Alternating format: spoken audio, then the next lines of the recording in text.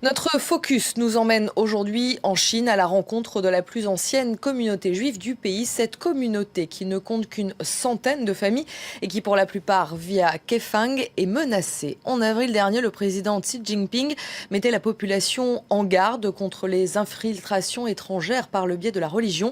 Résultat, les ruines de l'ancienne synagogue ont été détruites. Les rassemblements pour les prières ont été interdits. Comment réagissent les juifs de Chine? Élément de réponse avec le reportage d'Antoine Védéier et Charlie Wang. Ils sont arrivés par cette porte. Les premiers juifs de Chine, des marchands venus par la route de la soie, se sont installés à Kaifeng il y a 10 siècles. Un héritage que Guoyan, une guide juive elle aussi, faisait découvrir aux touristes. L'histoire de la plus ancienne communauté juive de Chine, elle la connaît par cœur. Mais depuis quelques mois, elle n'a plus rien à montrer. Les autorités chinoises ont fait table rase du passé. Dans cette cour, mais aussi ici, en haut de ce portail, nous avions installé des étoiles de David, mais les autorités les ont enlevées. On avait aussi une autre étoile de David ici, mais ils l'ont confisquée. Enfin, sur ce mur, il y avait une pancarte qui indiquait qu'il se trouvait une salle d'enseignement du judaïsme ici, mais les autorités m'ont appelé et m'ont demandé de la retirer. Ils m'ont dit de le faire, sinon ils viendraient s'en occuper. Moi, j'ai refusé de le faire, donc comme prévu, ils sont venus et ils l'ont enlevé. Un peu plus loin, le gouvernement local a même retiré la plaque qui marquait l'existence de l'ancienne synagogue, tombée en ruine au XIXe siècle. En 2008, le gouvernement local a voulu reconstruire la synagogue pour en faire un musée. Alors ils ont installé ici une plaque pour marquer l'emplacement de l'ancienne synagogue. Mais voilà, maintenant aujourd'hui, ils ont retiré cette plaque. En Chine, seules 5 religions sont officiellement reconnues par l'État. Le judaïsme n'en fait pas partie, sa pratique est simplement tolérée. Mais depuis peu, les juifs de Kaifeng sont contraints de pratiquer leur religion en secret. Le gouvernement local leur a interdit de se réunir. Dans la communauté, personne n'a souhaité répondre à nos questions. Seule cette femme a accepté de nous recevoir à condition de rester anonyme. Elle craint les représailles des autorités. Voici une photo prise à l'époque où l'on célébrait encore Shabbat tous ensemble.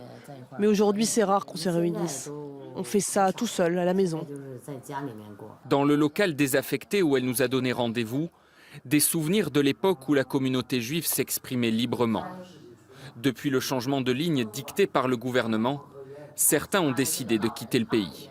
Quelques membres de notre communauté juive ici à Kaifeng ont émigré aux États-Unis, mais pas beaucoup. Non, la plupart de ceux qui partent vont en Israël. Une dizaine de personnes est déjà partie là-bas.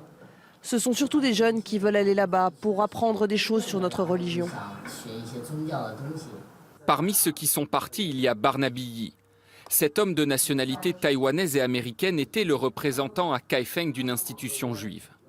Il y a quelques mois, les autorités ont fait fermer son association et il a été contraint de partir. Nous avons pu joindre Barnaby Yi aux États-Unis où il vit désormais. Il dénonce la politique du président Xi Jinping qui voit dans la religion un moyen pour les puissances étrangères d'interférer dans la société chinoise.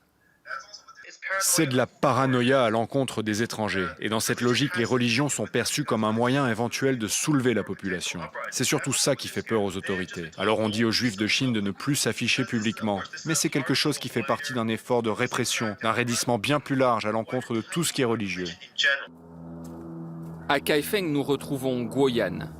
Pour ne pas voir l'héritage juif de la ville totalement disparaître, la jeune femme a transformé un petit appartement en musée. 15 mètres carrés à peine où s'affichent tous les souvenirs de la communauté juive.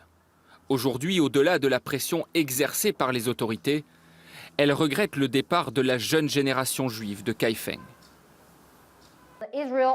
Les organisations israéliennes aident les jeunes à retourner en Israël, donc de plus en plus de jeunes décident de le faire. Mais si tout le monde s'en va, les traces de notre communauté ici pourraient complètement disparaître. Et ça nous inquiète.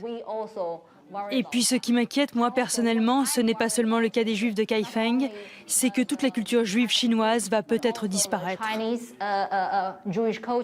À l'étage de son appartement, Guoyan tient à nous montrer une dernière chose.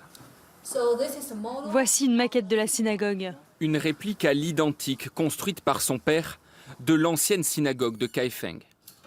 À l'intérieur de l'arche, elle conserve précieusement une Torah en hébreu, offerte par des Juifs d'Israël. Une façon pour elle de continuer à vivre sa religion devant un décor de carton.